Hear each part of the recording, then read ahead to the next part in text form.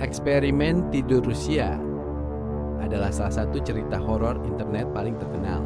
Ini adalah sebuah creepypasta, legenda urban internet yang mulai beredar sekitar tahun 2010. Cerita ini berlatar di Uni Soviet pada akhir tahun 1940-an. Menurut kisah tersebut, para peneliti militer Rusia melakukan eksperimen terhadap 5 tahanan politik yang dijanjikan kebebasan jika mereka berhasil menyelesaikannya. Berikut adalah rincian tentang jalan ceritanya yang sudah difilmkan.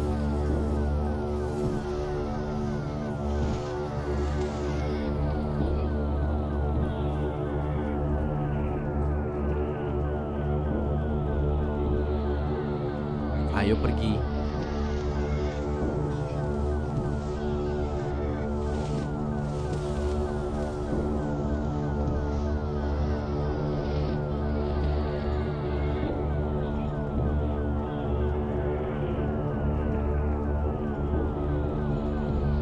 Berdiri.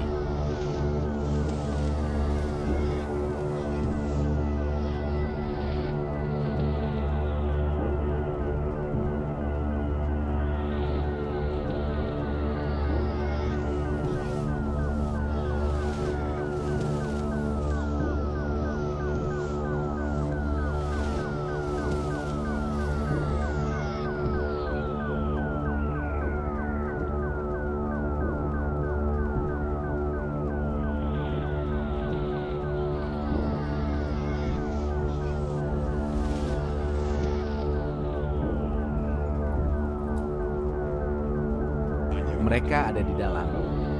Ya, semuanya sudah siap.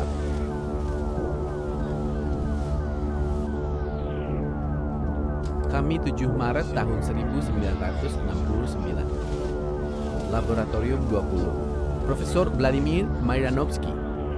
Percobaan LS-11. Dr. Grigory Naumov membantu saya. Tes Nikolai Karamzin. 39 tahun, Roman Roginski, 31 tahun, Peter Dimitrov, 28 tahun, Alexander Dimitrov, 25 tahun, dan Anton Litvinenko, 24 tahun. Subjek dilarang. Di kamar berukuran 32 x 32 meter, dilengkapi dengan mikrofon dan monitor multigas untuk mengontrol kadar oksigen. Kamar ditutup dengan pintu baja, intai inci kaca ilumin. Amati aktivitas apapun selama percobaan.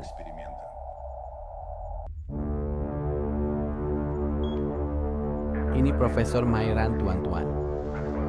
Kalian semua diakui sebagai musuh negara dan dijatuhi hukuman penjara seumur hidup. Tetapi Anda memiliki kesempatan untuk mendapatkan kembali kebebasan Anda. Di minggu mendatang, Anda berpartisipasi dalam penelitian yang dapat sangat bermanfaat bagi negara kita dalam perang yang akan datang.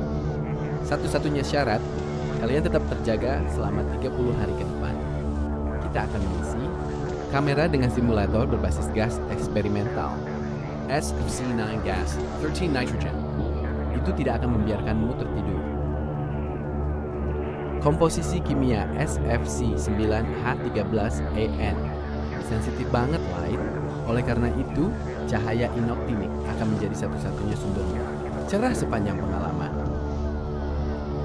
Di dalam ruangan, Anda akan menemukan buku, tempat bersantai, serta air yang mengalir, toilet dan makanan kaleng yang cukup untuk 5 orang selama lebih dari sebulan. Kami juga menyiapkan TV. Ingin menjaga kesehatan mental. Jika kamu berhasil, bangsa ini akan selamanya berterima kasih padamu. Semoga beruntung.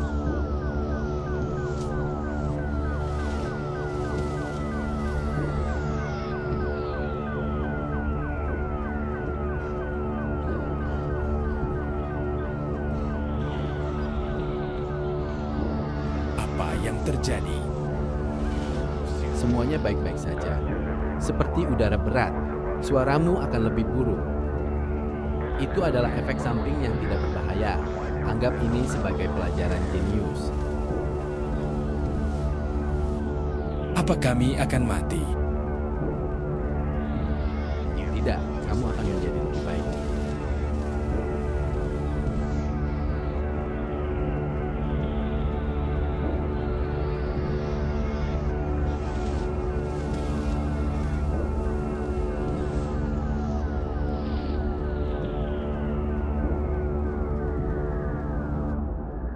Anda bahkan tidak bisa membaca dengan kabut sialan ini dan cahaya tolol ini. Tapi kenapa sama sekali saya sudah tidak bisa berpikir? Bukan sesuatu untuk dibaca. Tidak sabar menunggu. Kapan semuanya akan berakhir? Hal pertama yang akan saya lakukan ketika saya keluar ini bernyanyi musim panas yang nyata. Kamu bodoh jika kamu berpikir bahwa mereka akan membiarkan kita keluar dari sini, hidup-hidup diam. Kita sudah terkunci di sini. Jadi, kita hanya bisa bertahan sampai akhir. Tidak tertangkap, tidak.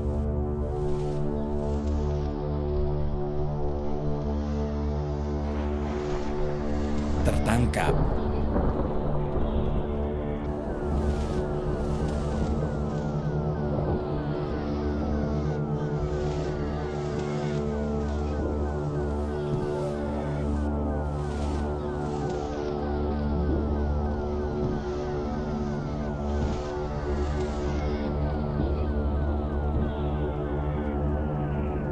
Semuanya telah berlangsung seperti ini selama 2 jam.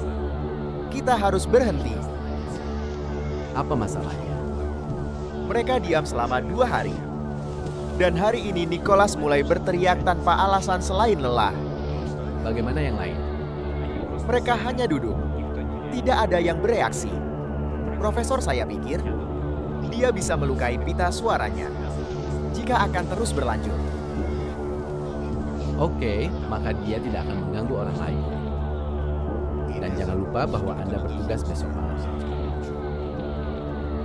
Ya, Profesor.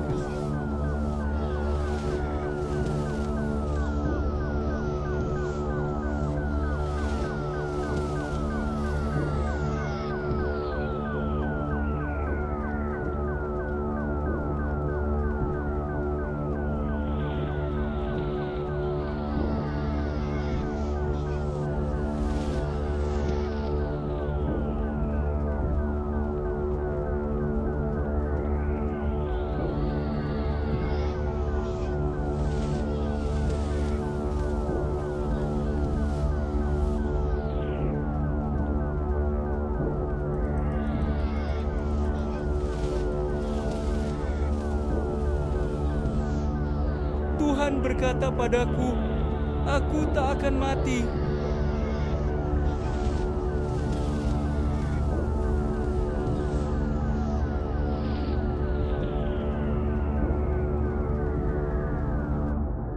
Saya tidak akan pernah mati. Tuhan sedang berbicara padaku. Saya tidak akan pernah mati. Tuhan sedang berbicara padaku. Saya tidak akan pernah mati. Di mana istirahatnya?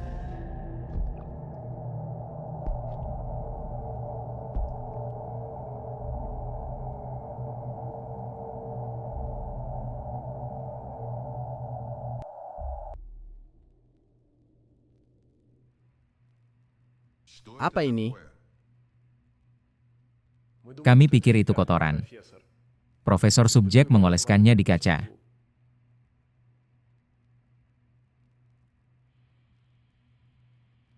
Kami memeriksa mikrofon setiap jam untuk memastikan apa yang mereka kerjakan.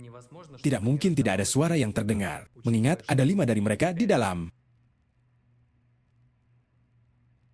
Jadi kami tidak punya data tentang itu. Apa yang terjadi di dalam? Saya akan berbicara dengan mereka. Mari kita lihat apakah ini menyebabkan reaksi. Tuan-tuan, kami membuka kamera untuk menguji mikrofon, menjauh dari pintu dan berbaring di lantai. Jika Anda mengikuti instruksi ini, satu dari Anda akan segera mendapatkan gratis.